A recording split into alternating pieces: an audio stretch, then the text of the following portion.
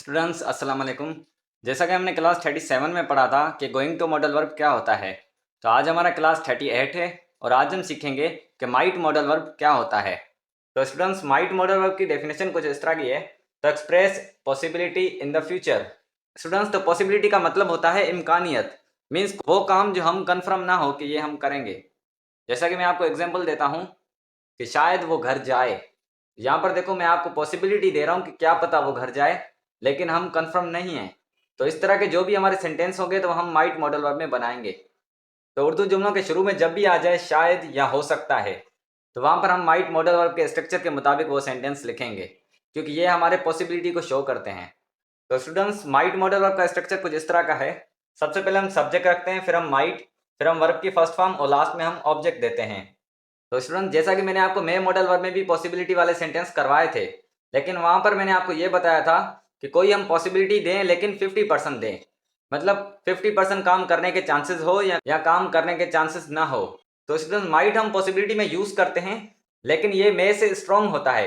ये हम 90% पॉसिबिलिटी देते हैं कि शायद वो काम ये करे, मीन्स ये मे से हमारा स्ट्रॉन्ग पॉसिबिलिटी देता है। तो माइट मॉडल वर्ब हम वहां पर यूज करेंगे जहां पर हम स्ट्रॉन्ग पॉसिबिलिटी दें। तो चले हम इसके उर्दू जुमले करते हैं और वहां पर मैं आपको सही तरीके से समझाता हूँ। स्टूडेंट्स, तो यहाँ पर मैंने माइट मॉडल वर्ब के कुछ पॉजिटिव सेंटेंस लिखे हैं। तो जैसा कि मैंने आपको पॉजिटिव स्ट्रक्चर बताया हुआ है, पहले हम सब्जेक्ट रखते हैं, फिर हम माइट, फिर हम वर्ब की फर्स्ट फॉर्म और लास्ट में हम ऑब्जेक्ट देते हैं। तो यहाँ पर हमारे पास कुछ उर्दू जुमले हम इंग्लिश में ट्रांसलेट करते हैं। यहाँ पर हमारे पास पहला जुमला है, शायद वो आपसे मिले। तो स्टूडेंट्स, यहाँ पर देखें, ये हमें पॉसिबिलिटी दे रहा है कि शायद वो आपसे मिले। तो यहाँ पर हम स्ट्रक्चर के मुताबिक लिखेंगे। तो पहला हमारा सब्जेक्ट क्या है यहाँ पर, वो। तो ये हमारा सब्जेक्ट ही भी हो सकता है, शी भी हो सकता है। तो यहाँ पर हम शी लिखते हैं। सब्जेक्ट के बाद हमारा आता है माइट, और उसके बाद हमारा आता है वर्ब, और यहाँ पर हमारा वर्ब क्या है, मिलना। तो मिलने को हम इंग्लिश में कहते हैं मीट। तो लास्ट में हमारा आता है ऑब्जेक्ट, और यहाँ पर हमारा ऑब्जेक्ट है आपसे। तो यहाँ पर हमारा यू का ऑब्जेक्टिव केस है। तो यू का ऑब्जेक्टिव केस भी यू होता है। स्टूडेंट्स, तो यहाँ पर हमारा जुमला कुछ इस तरह का बना है, शायद वो आपसे मिले, शी माइट मीट यू। तो यहाँ पर हमारे पास दूसरा जुमला है, हो सकता है हम ये गाड़ी खरीदें। तो यहाँ पर भी देखिए हमारा पॉसिबिलिटी दे रहा है। तो यहाँ पर हमारा सब्जेक्ट है हम। माइट के बाद हमारा आता है वर्ब, और यहाँ पर हमारा वर्ब क्या है, गाड़ी खरीदना।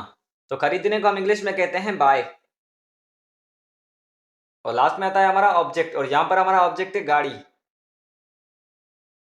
तो स्टूडेंट्स, यहाँ पर हमारा जुमला कुछ इस तरह का बना है, हो सकता है हम ये गाड़ी खरीदें, we might buy a car.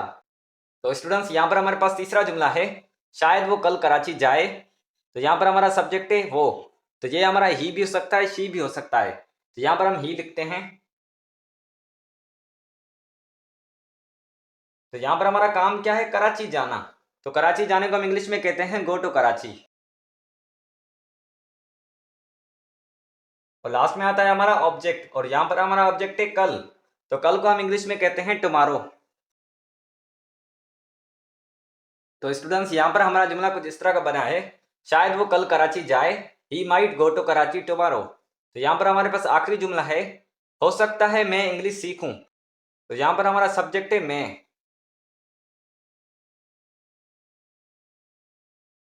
उसके बाद आता है हमारा वर्ब, और यहाँ पर हमारा वर्ब क्या है, इंग्लिश सीखना।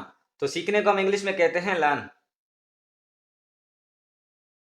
और लास्ट में आता है हमारा ऑब्जेक्ट, और यहाँ पर हमारा ऑब्जेक्ट है इंग्लिश। तो स्टूडेंट्स, यहाँ पर हमारा जुमला कुछ इस तरह का बना है, हो सकता है मैं इंग्लिश सीखूं, आई माइट लर्न इंग्लिश।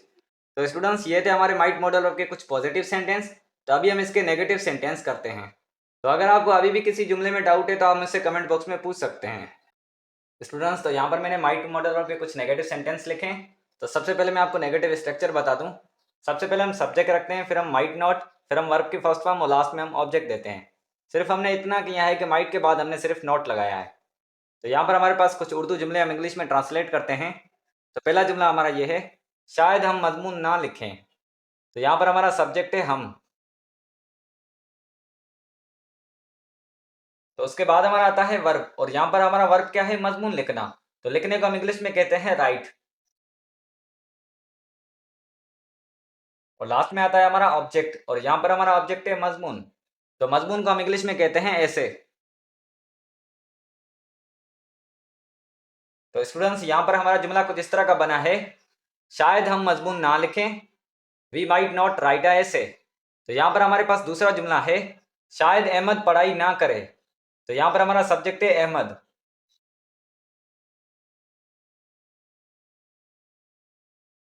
तो यहाँ पर हमारा काम क्या है, पढ़ाई करना। तो पढ़ाई करने को हम इंग्लिश में कहते हैं स्टडी। तो स्टूडेंट्स, यहाँ पर हमारा जुमला कुछ इस तरह का बना है, शायद अहमद पढ़ाई ना करे, अहमद माइट नॉट स्टडी। तो यहाँ पर हमारे पास आखिरी जुमला है, शायद मैं इम्तिहान की तैयारी ना करूँ। तो यहाँ पर हमारा सब्जेक्ट है मैं।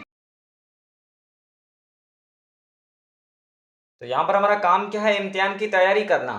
तो तैयारी करने को हम इंग्लिश में कहते हैं प्रिपेयर। और लास्ट में आता है हमारा ऑब्जेक्ट, और यहाँ पर हमारा ऑब्जेक्ट है इम्तिहान। तो इम्तिहान को हम इंग्लिश में कहते हैं एग्जाम। तो स्टूडेंट्स, यहाँ पर हमारा जुमला कुछ इस तरह का बना है, शायद मैं इम्तिहान की तैयारी ना करूं, I might not prepare exam. तो स्टूडेंट्स, ये थे हमारे माइट मॉडल वर्ब के कुछ नेगेटिव सेंटेंस। तो स्टूडेंट्स, यहाँ पर मैं आपको बता दूं कि माइट मॉडल वर्ब के इंटरोगेटिव सेंटेंस नहीं बनते हैं। तो सिर्फ माइट मॉडल वर्ब के पॉजिटिव और नेगेटिव सेंटेंस बनते हैं। तो अगर आपको अभी भी किसी जुमले में डाउट है तो आप मुझसे कमेंट बॉक्स में पूछ सकते हैं। और जो हमने पिछले पॉजिटिव सेंटेंस किए हैं तो आप उनको भी नेगेटिव कर देना। तो अगर आपको वीडियो अच्छा लगा हो तो वीडियो को लाइक करें और चैनल को सब्सक्राइब करें। तो मिलते हैं नेक्स्ट वीडियो में। टेक केयर, अल्लाह हाफिज़।